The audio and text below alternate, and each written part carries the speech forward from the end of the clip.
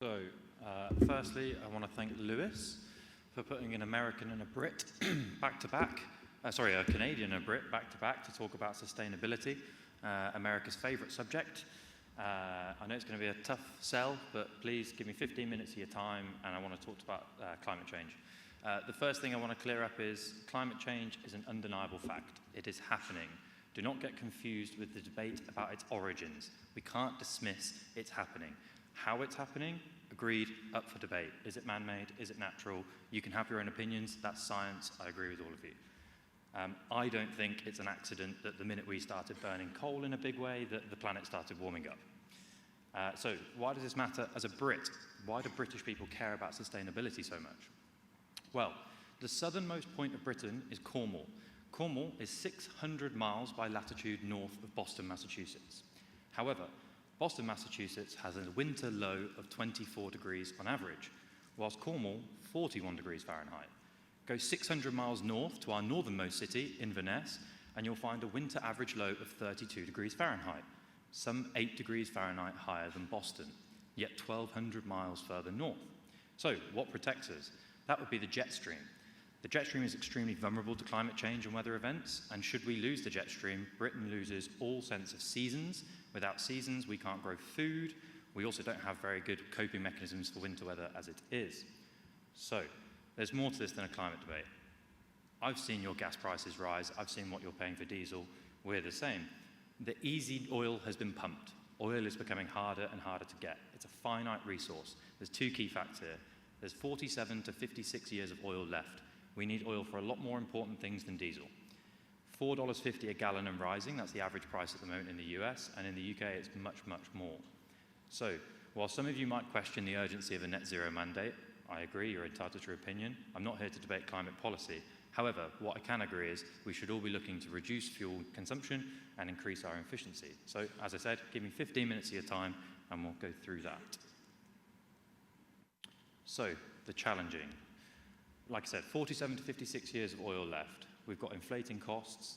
That oil price is influencing our materials, it's influencing our equipment, it's influencing transport, it's influencing the actual process, and it's extremely volatile. Arguably, we have no control over it. It's linked to geopolitical incidents across the whole world, and the construction industry across the globe is currently responsible for 4 to 7% of all greenhouse gas emissions. In Europe, we're still signers up to the Paris Climate Change Agreement. We've agreed that we're going to reduce emissions by 55% before 2030 and allegedly net zero before 2050. That's compelled us to adopt low carbon strategies to get to that target. A little bit like Simon was discussing, a lot of the structures we're actually tackling aren't built to be reused. I'm proposing something a little bit different. Rather than going down the piece of reuse, I'm looking at just pure operational carbon. How much carbon are we emitting to demolish the structure? Can we reduce that? And the alternatives we've got. So, explosives as a sustainable solution. Explosives, they're chemical energy that we apply to the structure to remove support and induce collapse. We've got various types of explosives. We've got nitroglycerines, dynamites, which we can use in concrete. We've got linear cutting charges, which can take the smallest or the largest of steel sections. And then we've got fancy things like electronic detonators that we can use to control the process, introduce timing, reduce our impacts on the environment, etc., etc. You can deploy explosives. The smallest project we used last year was 372 grams. The largest project was 500 kilos. The environmental performance of explosives is where things get interesting. If you look at the figure on stage, 1 litre of diesel is roughly equivalent to 2.7 kilos of CO2 equivalent. The first thing I need to explain here is CO2 equivalent is a unit that we use in sustainability to measure the equivalent greenhouse gas. So when diesel emits nitrous oxide, sulfur dioxide, and CO2, we take all of the impacts of those gases and we normalize them into one standard referral unit so we can discuss it across the board. Explosives, on the other hand, you'd think they'd be high emitting. However, a kilo of dynamite only emits a kilo of CO2 in its entire life, meaning dynamite has a third of the CO2 equivalent of 1 litre of diesel. And I think we can all imagine that a kilo of dynamite can do a lot more damage than 1 litre of diesel in a machine. In that process, we've got production, we've got detonation, and we've got transportation. Production is responsible for 94.45%. What's key to understand here is that explosives contain carbon dioxide. They're sequestered. Now, that could be naturally in the form of mined materials that we put into them that are from the fossil era, similar to oil and gas, or it could be something that we've synthesized in the chemical reaction. The point is, whilst detonation looks low at 2.74%, the same amount of gas that we actually captured during production, that 94.5%, is released at detonation. So the detonation event itself is low, but it releases all of the CO2 that's involved in the manufacturing phase. Another myth that we need to get and dispel: bigger machines are not better for the environment. They're better for productivity, I fully agree, much better. However, if you look at a 50-ton excavator, it's using 3 to 5 times the amount of fuel per hour than a 20-ton model. Great for productivity, but no one in this room can tell me a 50-ton machine does 5 times the work of a 20-tonner. And this is where things start to break down. Larger machines, when badly used, have up to 40% idle time. They have insufficient power delivery mechanisms. Their components wear quicker. They require more mobilization carbon. If you're traveling a long distance, you can have up to 35% higher emissions transporting a heavier machine. A 100-ton excavator can release 20 tons of CO2 to move it across a state. That's the equivalent of going on a plane back and forth across the Atlantic 10 times. So, blasting our way to net zero. For transparency, this is a retrospective view. We didn't go into any of these projects thinking we were going to be green. This was very much an accidental discovery once we heard the EFI paper describing the amount of embodied carbon within explosives. We've gone back through the last year, picked some projects out, and we've done some calculations to try and work out, were we green, weren't we green? So, this is Sizewell Nuclear. In the world of quarrying, no one questions the fact we use explosives. Every time we want to remove large amounts of rock or do a trenching project, rock's involved, explosives are involved. Often that can be within meters of housing, but it's the only economical way for us to do the job. We know that when we blast rock, it reduces the process energy by 50% further down the line, so we don't need to use as much fuel to crush it. Yet in demolition, we always default to hydraulic breakers. This is despite pretty much identical material challenges. Why is there a disconnect? So tradition favors the mechanical's perceived reliability. However, the quarrying world and the trenching world proves that you can get reliability from the explosive process, which in turn are greener, more sustainable, better for the environment, and often more cost-efficient. A single brief noise event from the blast is far better for community relations than months and months and months of hydraulic braking. So, the Sizewell project. Sizewell project was a nuclear power station in the United Kingdom that had some large concrete turbine blocks. They were 92 meters by 10.4 meters by 20 meters wide. We used 400 kilos of explosives that was detonated across a 14.5-second window to weaken them. The brief was to not induce structural collapse because of the risks associated. They just wanted to speed up processing. We went in with an open mind. We didn't see the merit. They saw the merit. We started doing the calculations. We saw that very quickly there was a very, very low embodied carbon equivalent. The video you just saw, they processed 2,600 tons of concrete with one 40-ton excavator in 2 days post-blast. I think we can all agree that's quite an impressive amount of concrete to have processed. We didn't damage any of the adjacent structures. We blasted within all of the thresholds that we had to and all the compliance measures, and we kept 100 meters of glazed window break-free. So, the sustainability case, this is where I want to get into. Per 1,000 cubic meters of concrete removed, fuel consumption dropped from 18,000 litres using conventional methods to 3,200 litres. That's an 82% reduction in fuel consumption. The net CO2 saving, after we looked at the embodied carbon of the 520 kilos embodied carbon in our explosives, came to 36.5 tons of CO2. That's 20 transatlantic flights. Tall structures and gravitational potential energy. If it's tall, there is free energy. Gravity gives you free energy. It's like fuel for free, it's great. So, if we look at gravitational potential energy as a calculation, and we take a mock structure that's 100 meters tall and weighs 10,000 tons. If we run the numbers, 10,000 times 1,000 kilos, times it by gravity, times that by 100 meters, we get 9.81 times 10 to the 9. So that's 10 billion joules of free energy. That's roughly equivalent to 2,725 kilowatt hours of free energy that is all converted into kinetic energy, which breaks your concrete up on the way down. So, Hexham House, the video you've just watched, 17-story residential structure in central Newcastle in England. We successfully imploded it on November the 30th in 2024, following a robust feasibility study with the local authority. The structure was challenging. It was within 6 meters of a live substation, within 5 meters of a live garage. We used our engineering controls, protected those structures, timed, delayed, tipped the building away using that sequence. However, the more important point, there was no incidents, there was no vibration boundaries broke, there was no debris that left the site. Yet, this was a very unique project. For Hexham House had a sister building called Titan House. They were of identical construction and within 10 meters of each other. They were both demolished by the same contractor in the same year with the same fuel prices. This is the first time that we had a case study where we could give a true like-for-like assessment. So, the figures. Across the entire 12-month project, Hexham House used 41,725 litres of diesel. The exact same sister structure next door used 73,143 litres when using a high reach. That's a 43% fuel reduction by choosing to blast across the entire project timeline. But those high reaches, when they're close, don't have a lot of transportation emissions, and it's just the fuel that we're using when we're burning them. When you get out into remote island nations, such as the Philippines, this project here, logistics become your worst nightmare. They amplify the economic burden and the environmental burden exponentially. To ship a 100-ton excavator halfway across the world, it'll triple, quadruple the amount of emissions associated with using that excavator on projects. Actually moving things around the world accounts for 8% of global carbon emissions. Explosives, lightweight, transport them by air, transport them by boat, transport them by road, with finding on remote structures of roughly 70 to 80% reduction. So, the Philippines.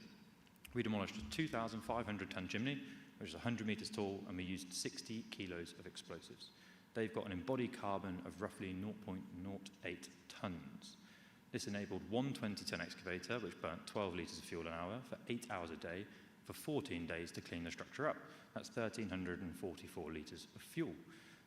That emitted 3.5 tonnes of CO2. That's a total of 3.6 tonnes. However, we both did fly from London, so in the spirit of fairness, we added the flights in there, and that raises our total methodology to 10 tonnes of CO2. So, the mechanical alternative, you could bring the world's largest high reach all the way to Cebu, and you'd need to bring it on a boat followed by a barge.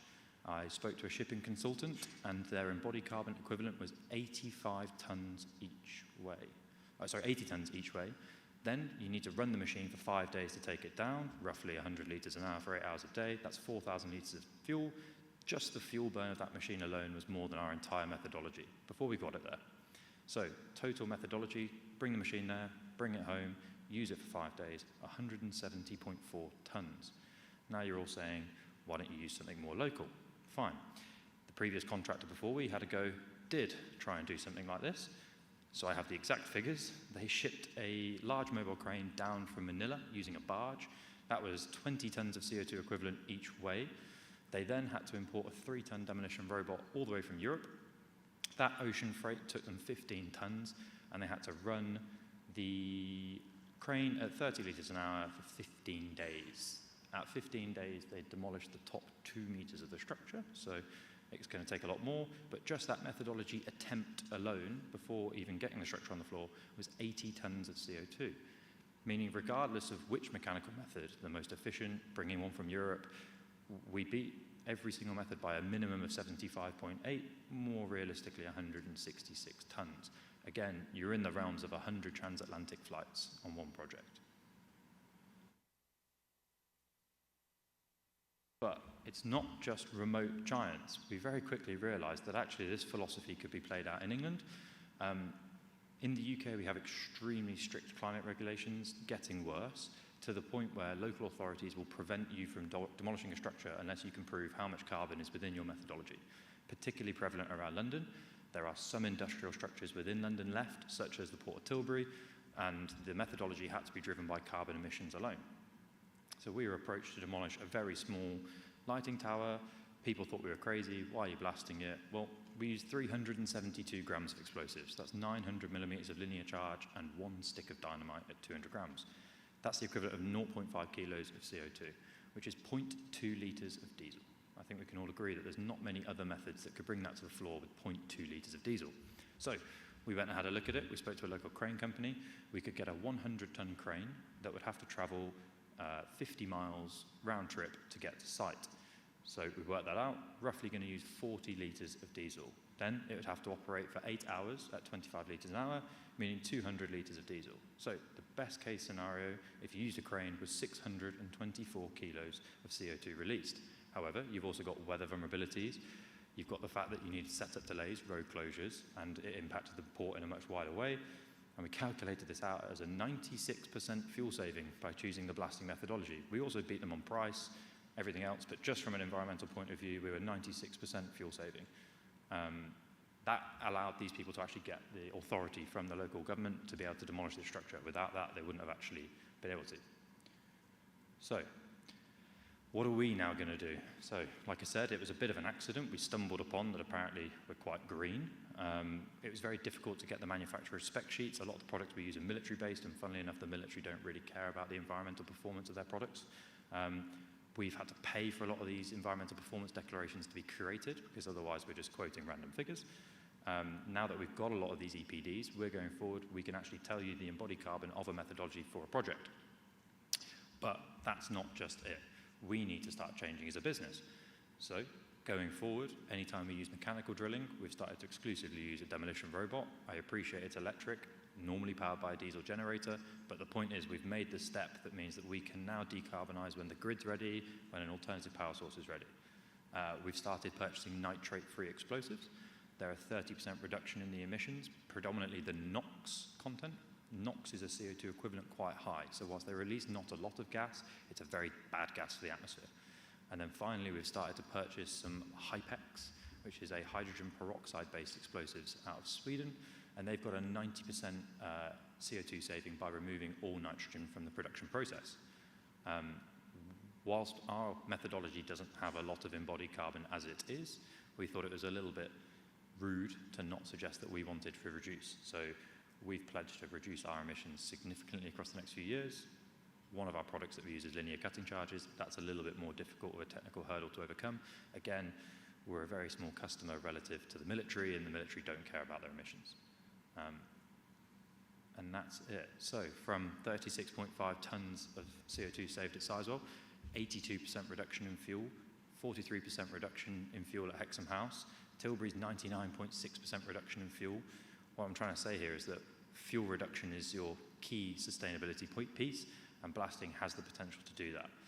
It also delivers faster timelines. It's got lower capex for smaller contractors. It's got enhanced safety, and you can minimize disruption to small events.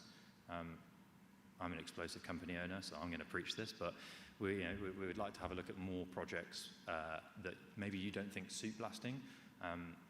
The decision makers, such as the government, such as the large customers, they're caring more and more about sustainability, and if you can bring them something that they view as sustainable, often they can overlook the dust, the noise, and all of the other environmental issues you've got. And with that, any questions?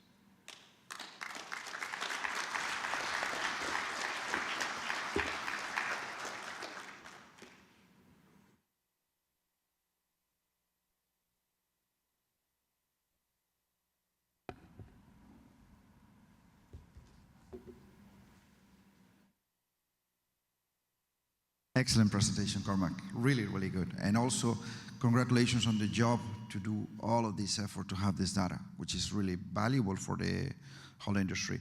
My question for you is if you're planning to go a little bit farther, because we want to know what is the embodied carbon value of everything that we demolish, because this is part, and this is connecting with the presentation from our colleague from Canada before.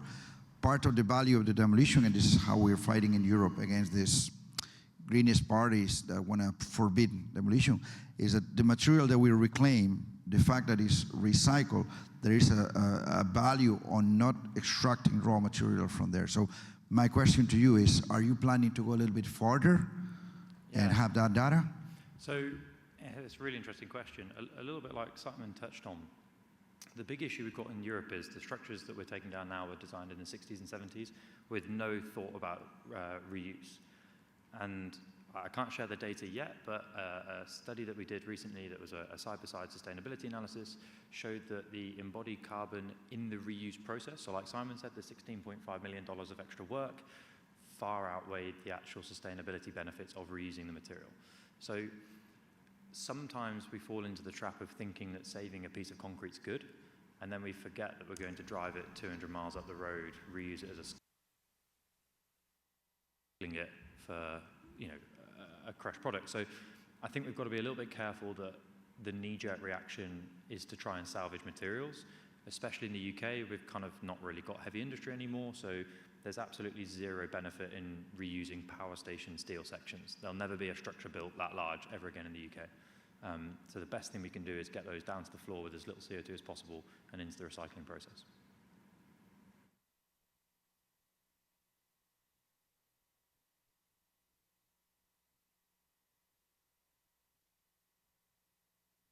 Cormac, it's Wayne Bagnall. Excellent presentation. My head's still hurting, but I love it. 9.8 meters per second, gravity's free. You've sold us on the CO2 level. Let me just share this with you.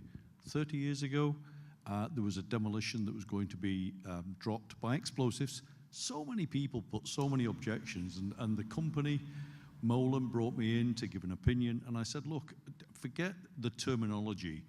This needs to be done by explosives. We're going to do it by floor to avoid the problems. HSE said, no, you're not. It can be done by explosives, and it was done by explosives. So sometimes there's lots of pressures, and it's better to have, you know, kind of a bit of risk for a very short duration than putting people working at height. So I think the CO2 argument, those figures took my breath away. Seriously, I didn't realize just how much. So, wow, good job. They are a hammer to a local authority, because a local authority by law, in the UK, local governments have all pledged to meet the Paris Climate Agreement. And as a result, they have to be seen to be doing things that are sustainable. And when you bring them a solution that's cheaper and 80% less fuel burn, they can't ignore that. Now, unfortunately, it's packaged in the form of explosives. If you turned up with a hydrogen-powered excavator, they'd think you were the coolest thing in the world and you'd get the job tomorrow. But it's proving a very useful negotiation piece for us, where we get a lot of pressure and a lot of criticism for dust, for noise, for evacuations, for distressing the community. But actually, there's this macro picture of, yeah, okay, we evacuated 400 residents from their house, but we completely de-risked the project by doing that. And then we went and saved 45,000 litres of fuel. So as a local authority, you know, they're spending millions replacing their buses to be plug-in hybrid buses in pursuit of saving 10,000 litres a year, 20,000 litres a year. And in one project, just by making one decision, we saved it in the snap of a finger. But also the Sizewell project, where the A14 goes on forever, as we know, that was incredible because, you know, using explosives in a very controlled way just to pre-weaken so that the excavator can process much faster. Isn't it just reiterating that it's a combination of things? Let the contractors do this. Really, just well done. Yeah, thank you.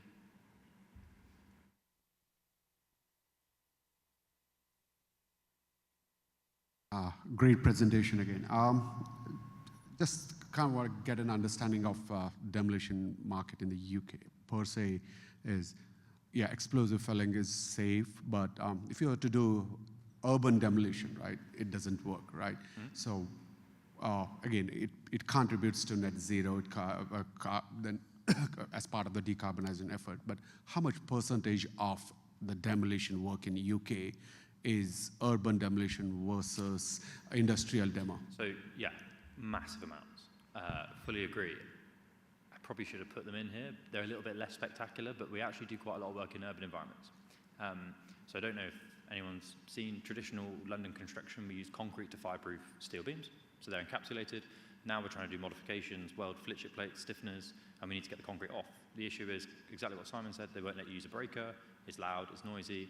We've had 3 or 4 projects in London now where we've gone in and drilled tiny little holes in the concrete between the web and the flange and just burst the concrete off. Controlled, one loud event rather than all day with a breaker, completely safe for the steel work. We're doing bursting of concrete in basements in central London. Yes, the savings aren't as elaborate. The savings are the byproduct of something that's quieter normally, or less disruptive, or quicker. But it's still a piece that, like, you know, one of our clients, Google, was using as a sales pitch. So agreed, it's not going to be the same dropping entire structures at once, but they still have a place to play in terms of you can't get away from the fact that they are, you know, so much more energy dense than diesel, yet